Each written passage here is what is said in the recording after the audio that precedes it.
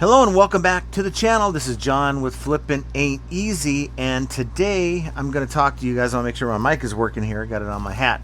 But I'm talking to you guys about really the reseller mindset. Now, yesterday we had a video that we dropped that was talking about some of the things that kind of was bothering me. I was kind of fired up. Now I say yesterday, it's today. I'm still today, but for you guys it was yesterday. I was kind of fired up about this whole thing about our mindset as sellers and how sometimes we can take our business personally. This is why they don't call it, doing personal. It's doing business. And I think we can allow our feelings to get in the way of success. Now that kind of carries over to other things in your business as well. So we'll just kind of continue to that. But real quick, on this channel, I generally try to tell you best practices that I would do, things that I would personally do myself. And whether you decide to incorporate that into your business, that's 100% up to you. I don't get emotionally involved in if you guys do one thing or the other. I mean, that's short for me kind of saying I can care less what you guys do with your business, except when it comes to my customers. So when it comes to my customers, my potential customers, your potential customers, we should all be equally invested in the idea of a positive buyer experience. Now, it's not as simple as saying, I'm just here for the money. I can care less about a buyer experience. I don't care about all that stuff. I just want to sell my stuff, make money, and move on and live my life. But if we all had that mentality, eBay would suffer even more than it suffers now in the amount of buyers that are leaving the platform. And we talk about it. We kind of put it on. I think I kind of put it on eBay unfairly sometimes that buyers leaving the platform. I say that only because eBay is kind of only ones responsible for advertising their business, right? We don't advertise for eBay, but I think indirectly we kind of do. If you are a seller and you're not attentive to the buyer and the buyer feels like you're going to scam them, they may not want to come back. Now, I'll give you an example. What are we now? Middle of July? And Jenna, I'll give you an example. Jenna got scammed again on Etsy. She got scammed again on Etsy. She bought me this bracelet. Now, she had bought me a necklace first. That's where she got scammed. And so she gave me this necklace today. It just came in the mail. This bracelet today just came in the mail. It has the names of each of our kids on here. So it's pretty cool. But she had another gift in mind, and she bought it, paid a good amount of money for it, and it never came. Now she contacted the buyer on Etsy, never bothered to message back, and after a while, after waiting, she contacted Etsy. Etsy finally gave her money back. But do you think she's ever going to go back there again? No, I won't. I don't know why she went back after being scammed the first time. Because she got scammed on my sign. You guys see the sign that's in my office. It is a sign that says "Flippin' Ain't Easy," and I wouldn't go to Etsy again. Now, you guys might sell on Etsy. You guys might have had great experiences on Etsy, but Etsy's doesn't have that good of a batting average with us right now. And it's thinking in terms like that of a buyer. How does a buyer feel after a transaction like that? Now, I'm not saying that sellers on eBay are scammers. I'm not saying that at all, because that's not the truth. There are some scammers on the platform, but eBay has to be concerned about that. That's their job, to keep an eye out for scammers, potential scammers. And through your activity, now it's very difficult for them to get in there with the human element. There's so many listings and stuff. I'm making excuses for eBay. This is just the way they do it, and the reasons why they do it are because they're using bots, and the reason why they're using bots to look at activity instead of actual behavior is because that's the most cost-effective way that they can do it. Okay, but at least they're doing it. I don't know if Etsy's doing it. We don't want our buyers to feel the way that we currently feel about Etsy. We want them to feel confident. So I applaud eBay. And again, here goes. John's sucking up eBay. No, has nothing to do with me going to eBay Open next month and not wanting to sit behind a potted plant when it's going on. It has everything to do. Whoops. Something stuck to my foot. Has everything to do with growing my business. Now, how does, all this have to do with growing your business? Buyers grow our business. Buyers grow our business. We could do all the things on this platform. We talk about these listers that are coming. I got news for you guys. Some of these listing tools, if they're not proper, if they don't mesh up with your processes, they're going to push you back a little ways. So you got to be careful. I'm a big proponent of AI, but they have to be right for my business. These AI listers need to be right for your business. I don't care which one you use. If you find yourself jumping through hoops to change your business model to accommodate a lister, it's probably not for you. So that's a subject for another day, another video for that one. But I sometimes get off into tangents when I'm talking, just the way it works. I got a lot to say, I guess. But I want to kind of get back to like buyers, bad buyers. Bad buyers are on the platform, guys. And I've said this before, but I'm a poker player. I play poker. I go play. I'm fairly successful. I haven't won any bracelets. I mean, my wife gave me a bracelet, but I haven't won a bracelet at the World Series of Poker. And I feel like I'm pretty good at it. I enjoy playing it. But there's something that reminds me of reselling. If you have the best-handed poker, you play it perfectly. Some bozo is in the hand, has no business in the hand, and beats you for a lot of money, and you're scratching your head going, why did they even play that hand? I had aces after all. Well, it sucks. It's called a bad beat. Okay, and I think sometimes a bad beat is the one time you had a bad experience. It was traumatic because you lost a lot of money, and it's an experience that you'll more than likely never forget. And in reselling, we have also times where we suffer bad beats. We get a bad buyer that gets on, buys our item. We're the one that they found to buy our item with bad intentions. They intended on buying our item to swap it out. Maybe they had an old broken one and they wanted you to have it, and they wanted your perfectly fine one. And just the way it shook out, just the chances that this time you got dealt aces. You got the buyer that is now delivering your bad beat.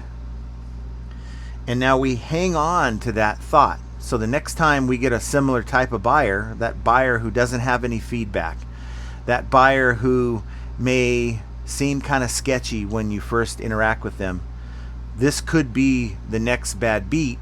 And then so you start treating the buyer differently than you normally would because of that bad experience. And I think that's a very, very dangerous trap to fall into, because it creates anxiety. We start treating our buyers differently than we normally would because of that bad experience. Why? Because we're trying to protect ourselves from that happening again. So how do you deal with a potential bad buyer? One that gives you bad vibes. Well, my answer is going to probably make you feel unhappy. Because honestly, when you're selling your items on eBay, when you're sitting down playing a hand of poker, you're taking a risk. Now, I'm not saying that selling in general is a gamble. You technically aren't gambling when you're selling. You're running a business. But ask anybody who's run a business, and there's risk involved when running a business. Open up a brick and mortar and tell me how you're going to prevent someone from shoplifting. Now, you can have all the security measures you want, but you're not going to catch 100% of the shoplifters. And I think these kind of buyers are sort of cyber shoplifting. You know, they buy your item, they swap it out for something else, and they're expecting you to be like Amazon and to give them a full refund. Right? Amazon, you open a return with Amazon, they don't even look at your item, they just send it to liquidation. So it's your word. Now, sometimes the sellers on Amazon will get a chance to look at their item like we do, but there's not a whole lot of recourse as an Amazon seller when it comes to these bad buyers. More recourse on eBay than there is on Amazon. So we tend to hold on to these bad buyer experiences to the point where we almost kind of feel in the back of our minds that a good percentage of these buyers have bad intentions. And all it takes is one too many questions. All it takes is them having the wrong feedback profile or none at all. Or I have someone that messages me quite often on Instagram. He already knows who he is by me saying that. It could be, believe it or not, could be their ethnicity, sadly, that leads people to believe that they're going to be scammed. Now, I don't entertain those conversations, and I try to tell these people who message me, and I don't mind having conversations with people, but at the end of the day, when it's the same conversation of, oh, I just got this sale and I know I'm going to get scammed, you've lost the battle. You've lost the battle. Your mindset is so shot when it comes to reselling that you should want to do something different at this point. You guys have seen my videos in the past. You guys have seen my videos on this channel where I have been legitimately scammed. One time, back in 2019, so getting scammed is not a new phenomena, but back in 2019, I had a computer part. It was called a computer switch. It's an HP switch for a server or something. I'm not a technical person like that, but they bought it from me. Their feedback profile looked great. It turned out that it was being sent to a freight forwarder. I didn't know that at the time until I needed to look into it, which was later. But it turns out that 30 days goes by, and I'm like, okay, cool, that $1,200 sale, which wasn't common. I'd sold items in the hundreds of dollars, but rarely do I sell things that are over $1,000, just the way things shake out. And at that time, it was my highest value item. So I'm like, cool. Once you get past the 30 days after they've received the item, that's your money. Or so I thought. Here comes closer to 60 days, and I get a message from eBay saying a buyer's filed a chargeback. An item not received chargeback, and they withheld the money. And at the time, that wiped me out. The $1,200 plus shipping wiped me out, and that was a tough pill to swallow at the time. And I had to wait a solid, 3 months to hear anything back. Of course, eBay gave me the opportunity to fight the chargeback, and of course I did. I provided all the documentation. I let them know that the buyer didn't reach out to me, let them there's a problem, and did all the things I talk about on this channel to fight the chargeback. And I really thought that I wasn't going to see that money again. Well, guess what? buyer lost the case. The bank found in my favor because the buyer tried to say that I shipped them a burnt out board, a burnt out unit, and this unit I sent them was brand new. Also, the buyer was a freight forwarder, and they had shipped it. I had shipped it to Minneapolis, Minnesota, and they shipped it to somewhere in Europe. And so we let eBay know of this trail when we were fighting the case, that, you know, hey, I can't control what happens to this item once it gets out of the US, or once it gets beyond the buyer that I shipped it to. I don't know how they handled it. I don't know how they shipped it. I don't know who handled it and all that stuff. And guess what? eBay has seller protections in place for this kind of thing, and them coupled with the bank's decision. The bank's not always going to side with the bad buyer. They're going to look, if they're doing their job properly, they're going to look at both sides. If you provide enough information to fight this battle, you will have a very good chance of winning the case. And guess what? I won the case. I got my money back, and it was a lesson learned. But it didn't stop me. It didn't make me feel like, I don't know if I should send these kind of items anymore. I should sell these items anymore. I mean, anything over $200-300, maybe I shouldn't sell, because I mean, the higher the dollar value, inherently, the more risk, right? If I sell a bunch of $10 items, my business isn't going to suffer so much if I get scammed once in a while on a $10 item.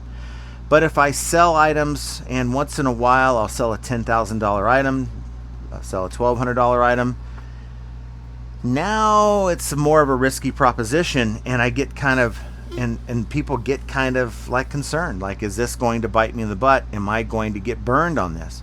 There's nothing wrong with thinking that way, but I think, again, we need to understand, and the sooner that sellers embrace this idea, the better your mindset's going to be. And what idea is that? It's the thing you guys really hate me saying, but I'll say it anyway. How about, it's the cost of doing business? It's the cost of doing business. Now, $12,000 or $1,200 hit to my business, if I'm only making, you know, I think at that time I was making around $10,000 a month in sales. Well, that's one transaction representing 10 to 15% of my earnings. That stings, right? For some of you, it's maybe even less than that, or more than that. Could be 20, 30, 40, 50% of your monthly earnings on eBay. All that effort for nothing. But how many times has this happened to me over the last 6 years? 6 years now of doing this full time. Once.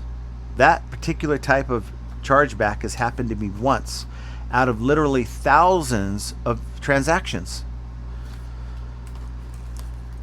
I remember it because it stings, but I'm not going to allow it to dictate how I run my business.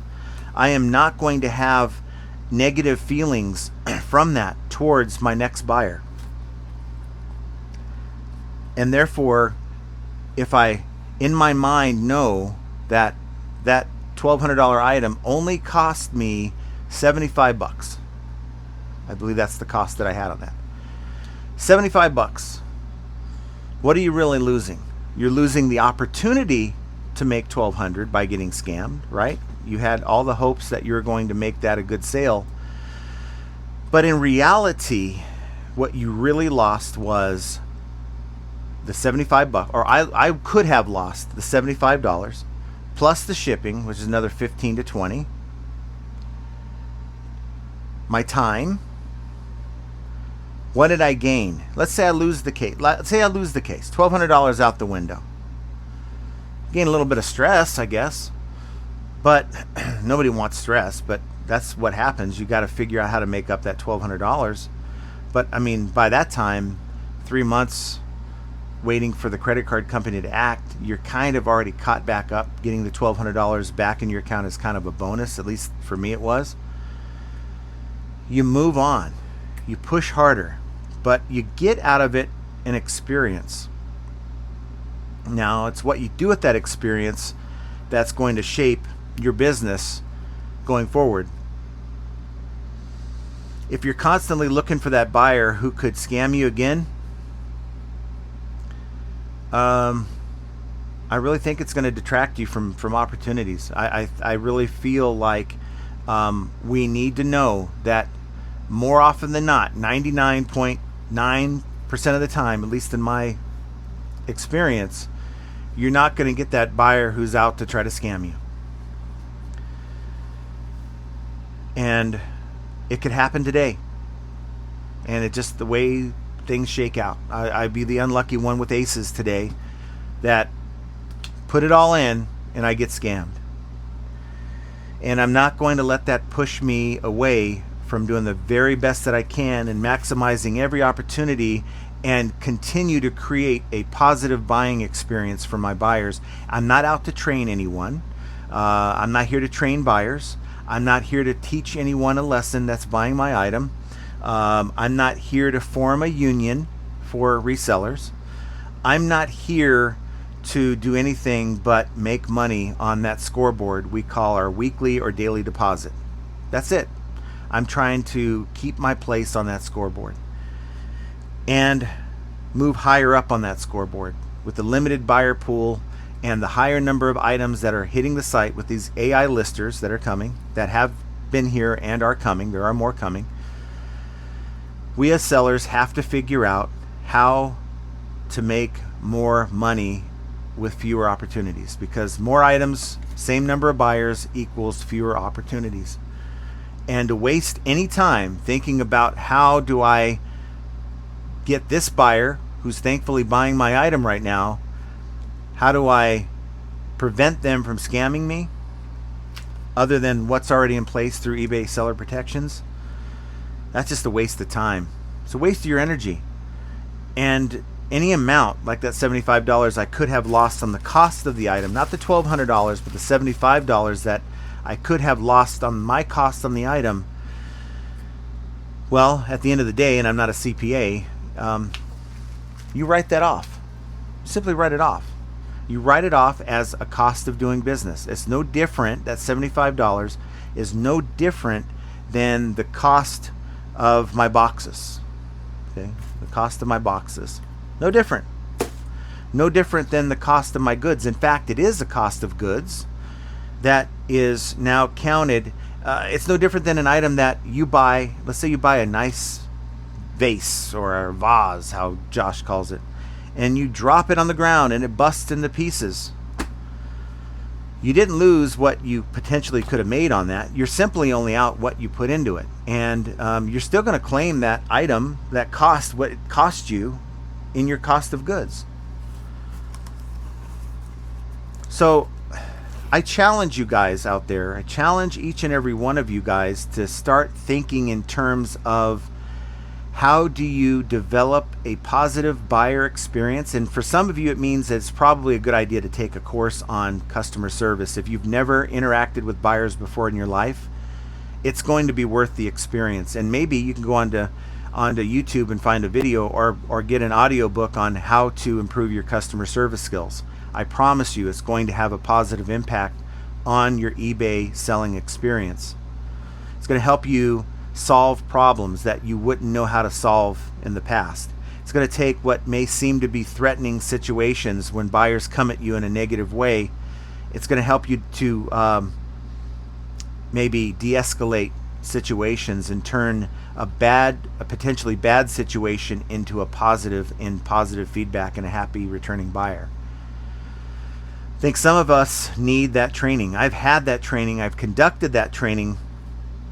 Those of you who don't know, I worked in a call center for 26 years. Not only worked as a frontline agent in the call center, worked in a very specialized department as an agent to help de-escalate situations. I became a supervisor in that office and ran 2 different departments, won 2 different awards, nationwide national awards.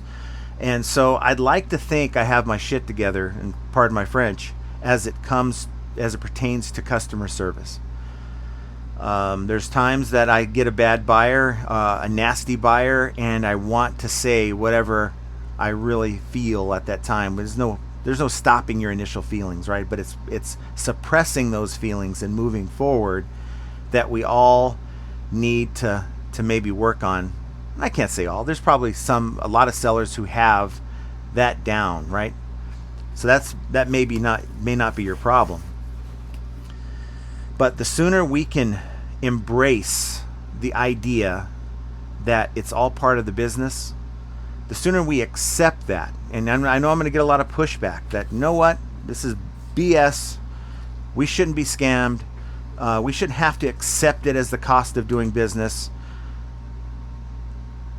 Okay, but it is. So, I mean, you're not going to be like some of these YouTubers that want to train our buyers. You're not going to change how things happen. You're not going to eliminate people from scamming. So what can you do other than to accept it? Now, eBay has few protections in place. Now, I think we all can agree that eBay could probably go a little bit further to protect sellers. But it is what it is. We have to deal with what it is, and we're playing in eBay's sandbox. We accept their terms and conditions. Another statement people hate me making, but I just did, because sometimes people don't want to hear the reality. Sometimes people don't want to hear the truth. Sometimes people don't want the dose of reality that shoots down their argument. And the argument is, we should fight. We should fight eBay. We should fight buyers. We should make it difficult for buyers. We should wait 3 days to process a cancellation. We should, wait the maximum time to process a refund. Heck, even Jenna said it one time, and we say it in jest, but you get a return request where eBay says, oh, you can either have the buyer return at USPS or you can have them return at FedEx, and it's a similar price, and you're like, well, screw the buyer. I'm going to make them go to FedEx. I'm going to make it more difficult for them to return it because, they were nasty to me. But that's still the wrong way to do it. Anytime, I don't care how bad the buyer is, you're creating it to be more difficult for them. You're creating a bad buyer experience, a high effort buying experience. And maybe we don't want to deal with that buyer ever again. Maybe your thing is good. I don't want them to come back and buy from me again. I don't want that type of buyer. But unfortunately, they're going to interact with 10 other good buyers in conversation, not telling the real full story about how they tried to scam you. They're going to tell you that eBay sucks because this is their new story about what happened, and 10 other people that would be good buyers are now going to shy away from buying on the platform. So I know I talked about it. You can watch it somewhere up here somewhere if you want to check out the video I put out I believe yesterday. I'm not sure exactly how I'm spacing these videos out, but it goes into more about this topic of creating a positive, a low effort buying experience as a seller, and our inherent responsibility to create that experience. It's not on eBay. They give us the tools to do it, but they can't get themselves involved with each one of our transactions. So maybe go check out that video.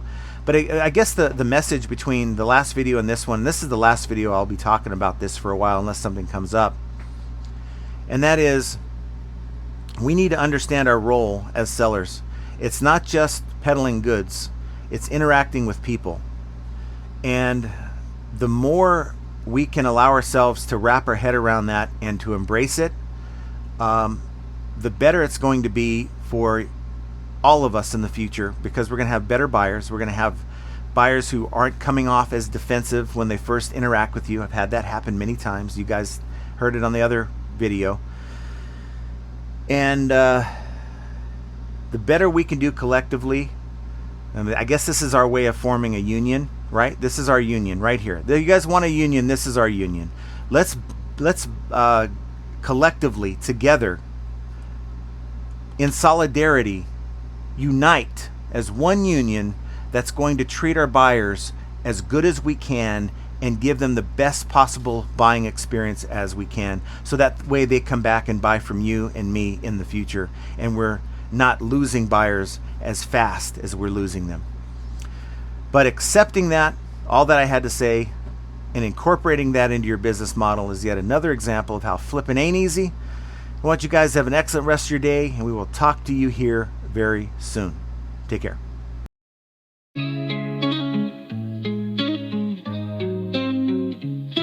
Oh.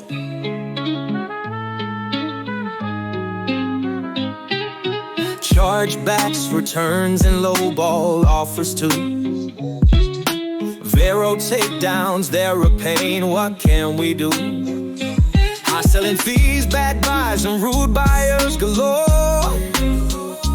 Flipping ain't easy, but we keep coming back for more. All resellers are gonna make mistakes. Learn from them, and you'll have what it takes. In the world of reselling, we're your guide. When flipping ain't easy, by your side. Sourcing great items is the key to success. Subscribe to the channel and stand above the rest. Focus on the thing that's within your control. Hang with flipping ain't easy. Let's roll. Catch the live streams on Mondays and Fridays. Join the Discord community for the parlays. Tune into the podcast Profit Playbooks. The name with Scott and Josh. Flipping's more than a game.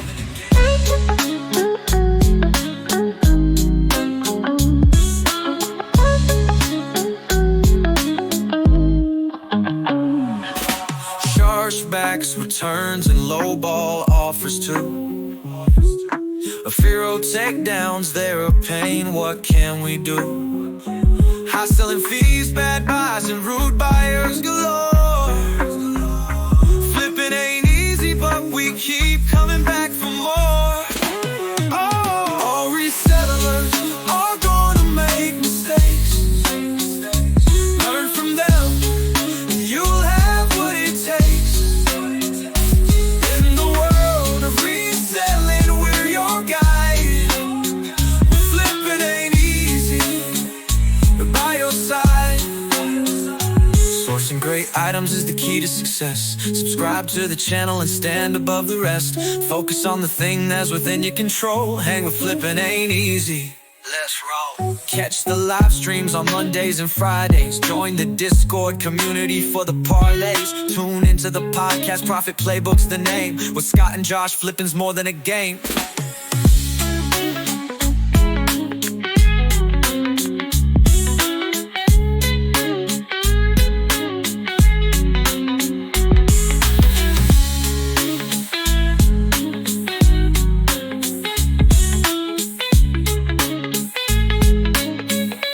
Catch the live streams on Mondays and Fridays. Join the Discord community for the parlays. Tune into the podcast Profit Playbooks, the name. With Scott and Josh, flipping's more than a game.